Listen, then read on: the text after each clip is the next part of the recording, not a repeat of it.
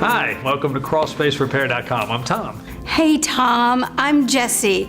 My crawl space has some serious problems. What are your problems? Well, I never really thought about my crawl space before until I noticed the smell coming from it.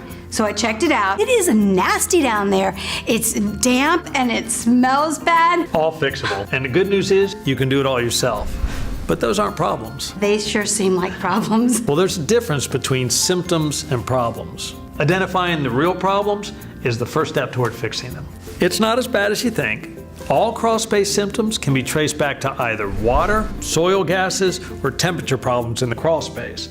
By encapsulating the crawl space, you can control these problems. Every crawl space is different. Now, the real investment is the time and effort you put in to figure out the specific needs of your crawl space. But I was hoping to get to work on it today. I need that smell to be gone. We can help you with all that. But before you do any work on your crawl space, you should do a thorough inspection so you know exactly what you're up against. Our crawl space inspection checklist is a great tool. It's simple and easy to follow. Just print it and fill it out.